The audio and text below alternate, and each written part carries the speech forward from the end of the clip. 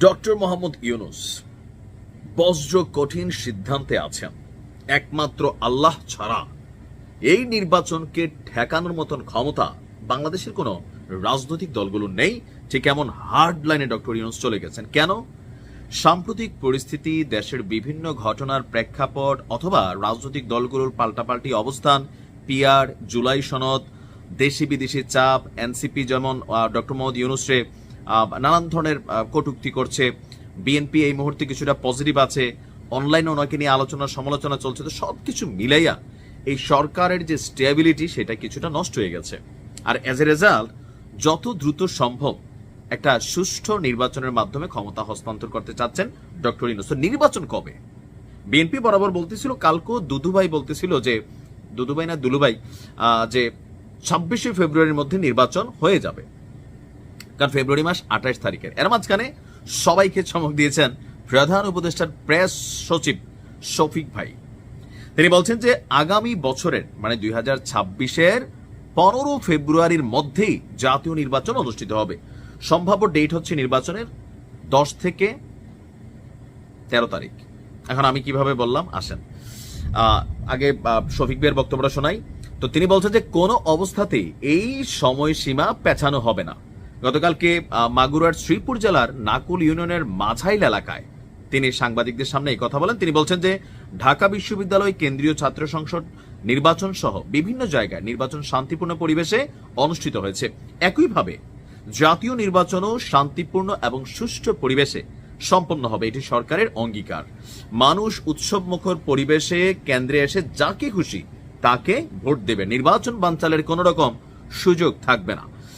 তো তিনি এখানে আসার পরে এখানে একটা প্রোগ্রামে গিয়েছিলেন, সেখানে গিয়ে তিনি বলছেন, তা আমি কিভাবে 10 থেকে 13 কথা বলছি, যে কোনো একটা ডেটে নির্বাচন হবে।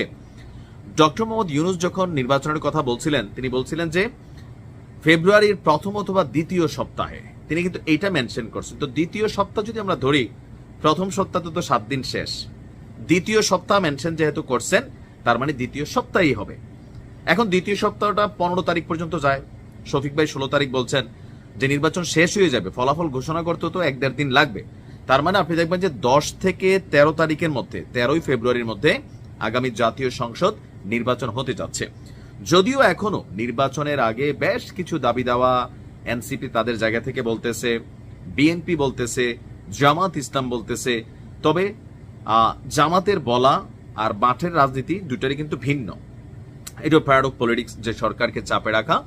আর ডাকসু নির্বাচনের পরে জামাতের তো স্পিড বলেন, এনার্জেটিক অবস্থান বলেন, অনেক দূর বেড়ে গেছে। আবার বিএনপির মধ্যেও একটু ডিমোরালাইজেশন আসছে। তবে বিএনপি আশাবাদী যে মাঠ পর্যায়ে ডাকসু একটা নির্দিষ্ট গণ্ডির মধ্যে নির্বাচনটা হয়েছে, ফাইন, কিন্তু সারা বাংলাদেশে বিএনপির যে জনপ্রিয়তা সেটাকে জামাত টিকাইতে পারবে না, বা সেটার সামনে জামাত টিকতে পারবে না অথবা ঠেকাতে পারবে না। কিন্তু জামাত আবার ভিন্ন রাজনৈতিক কৌশল নিয়ে হাঁটতেছে, লাইক চরমনাই পীর, হেফাজতে ইসলাম, আরো যে দলগুলো আছে তাদেরকে কোথাও না কোথাও একত্রিত করে জামাত যদি নির্বাচনে আসে, আপনি মনে রাখেন নির্বাচনটা হার্ড ওয়েতে চলে যাবে।